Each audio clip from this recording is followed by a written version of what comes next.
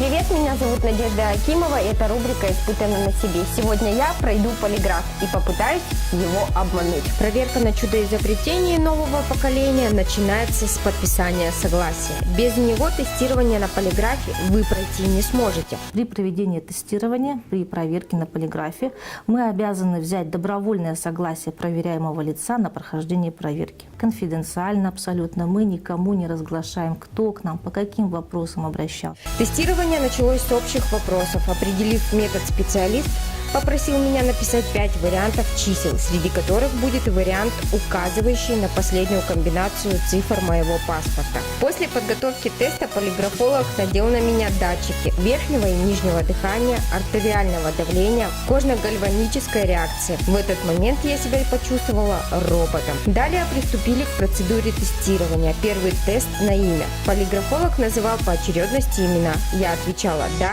или «нет». Ваше имя Клара? Нет. Лукавить не стала, да и специалист знал, как меня зовут. Гальваническая реакция очень ярко отреагировала на имя Надежда, что видно на данном графике. Считав в первом тесте все мои индивидуальные реакции, мы перешли к основному тесту. Здесь я решила испытать судьбу и обмануть полиграф.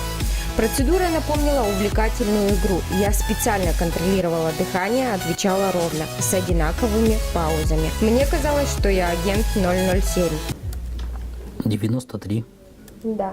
Способ, который испытывали на мне, называется поисковый. Этот метод используют редко. Он устаревший, и его достоверность составляет всего 70%. На замену пришел запатентованный и признанный судебными экспертами метод взаимных исключений. Хорошие результаты, от 98% результатов достоверности, в отличие от имеющихся, уже устаревших методов, таких как метод контрольных вопросов, который очень субъективен по своему содержанию. Обычно вопросов несколько десятков. В моем эксперименте их намного меньше. Полиграфолог через 30 секунд повторяет снова очередность цифр, только в другом порядке. Я также продолжала контролировать свои реакции. Обычно проверка длится 2,5 часа, а то и больше. Мы справились быстрее. Но моя уверенность, смекалка и методы из всемирной паутины не помогли.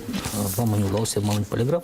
Номер паспорта заканчивается на цифру 88. Обмануть компьютер просто невозможно. Так что если вы надумали пройти детектор лжи и у вас нет сверхспособностей, испытывать судьбу не стоит. Да и врать нехорошо. С вами была Надежда Акимова, и эта рубрика «Испытано на себе». Всего доброго!